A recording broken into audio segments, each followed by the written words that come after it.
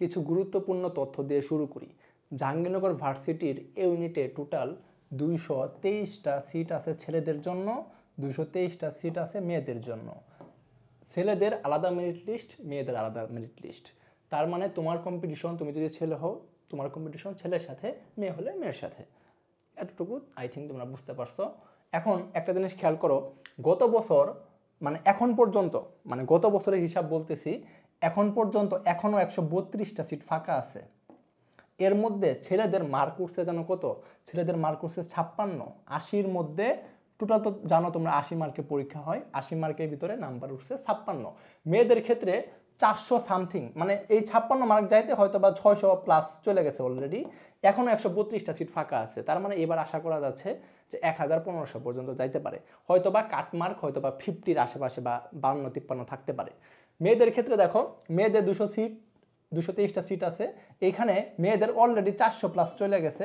মেয়েদের কাটমার্ক হচ্ছে 51 point something. তার মানে মেয়েদের হয়তো বা 50 পাইলে বা 50-এর কমও আসতে পারে। বুঝতেছো, 80-র মধ্যে 50 বা 50 প্লাস পাইলে তোমার কিন্তু গত বছরের হিসাবে চান্স হয়ে যাচ্ছিল। এখন একটা জিনিস খেয়াল করো, তোমার মনে হইতেই পারে মাত্র সিট 223টা সিটের কম্পিটিশন। তার মানে এখানে ফার্স্ট টাইমাররা পরীক্ষা দিবে, সেকেন্ড টাইমাররা পরীক্ষা দিতে পারে, দিবে। So first timer second timer মিলাইয়া তোমার চান্স পাওয়াটা কিন্তু তোমার কাছে মনে হইতেই পারে, আমার কাছে খুবই টাফ সিচুয়েশন মনে হচ্ছে। ভাই আপনি কিভাবে লেখলেন যে চান্স পাওয়া খুবই ইজি? আমি এই জিনিসটাই তোমাদের সাথে শেয়ার করব। একটা জিনিস খেয়াল করো, এটা বোঝার আগে সো তোমাকে আমি প্রথমে দেখাচ্ছি মানবন্টন নিয়ে একটু চিন্তা করো। যে দেখো, ফিজিক্স, গণিত, পদার্থবিজ্ঞান, রসায়ন টোটাল এখানে কত মার্ক? 66 মার্ক। কারণ 22 মানে কত? 66 মার্ক।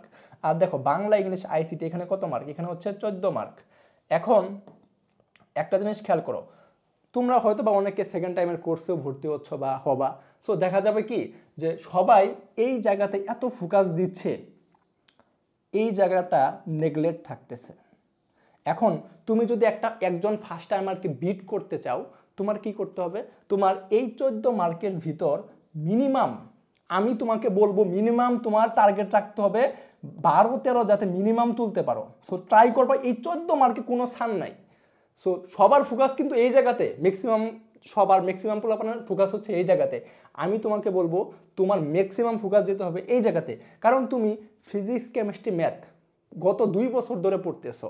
সো গত 2 বছর পড়ার কারণে তোমার কিন্তু এখন একটা অনীহা চলে আসছে পড়াশোনার প্রতি। কারণ হচ্ছে তুমি মোটিভেশন পাচ্ছ না, কারণ এক পড়ার কত পড়বা। সো এই জিনিসগুলোতে একজন ফার্স্ট টাইমার যে পরিমাণ মার্ক পায় বা যে মার্ক পায়, একজন সেকেন্ড টাইমারও আশেপাশেই মার্ক পাবে, খুব বেশি তফাৎ হবে না। তুমি কি করবা, আমি তোমাকে পরামর্শ দিব, তুমি এই 14 মার্কে খুবই ফোকাস রাখবা। এই 14 মার্কে কোনো ছাড় দেওয়া যাবে না। এই 14 মার্কে ম্যাক্সিমাম মার্ক তুলতে হবে। এই জিনিসটা শেষ করার পর তোমার যদি টাইম থাকে তাহলে তুমি এই জিনিসে যাবা। এটা আমার পরামর্শ। যতক্ষণ না এই জিনিসটা কমপ্লিট হচ্ছে ততক্ষণ পর্যন্ত তুমি এই জিনিসগুলোতে যাবা না।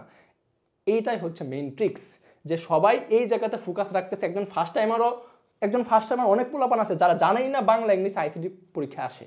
এরকম পোলাপানও থাকে যাদের এখানে প্রিপারেশন থাকে না। আর ম্যাক্সিমামে কি করবে, যে এই জায়গাতে ফোকাস দিতে বলবে তোমাকে। আমি তোমাকে বলবো এইটা কমপ্লিট করো, তারপর তুমি ধীরে সুস্থে এই জিনিসগুলো একটু পরীক্ষার আগে কয়েক মাস এই জিনিসগুলো একটু দেখবা। সো বাট আগে এটা তোমার শেষ করতে হবে। এটা হচ্ছে মেইন ট্রিক্স। যে জায়গাতে সবাই ফোকাস দিচ্ছে না সেই জায়গাতে তোমার ফোকাস দিতে হবে। এখন আমরা সেকেন্ড টাইমের A to Z প্রিপারেশনের জন্য আমাদের একটা গ্রুপ আছে। সো তোমরা গ্রুপে যুক্ত হতে পারো। গ্রুপের লিঙ্কটা কমেন্ট বক্সে দেওয়া আছে। সো তোমরা ওইখানে যাও, সেটা ওইখানে A to Z সব আপডেট পেয়ে যাবা। যে কোনো সমস্যা হলে আমাদেরকে জানাতে পারবা, আমরা ইনশাল্লাহ হেল্প করব। এই হচ্ছে, তোমরা এই প্রসেসে আগাইতে থাকো, যে এইটাতে ফোকাস রাখো, এটাতে ফোকাস দেওয়ার আপাতত দরকার নাই।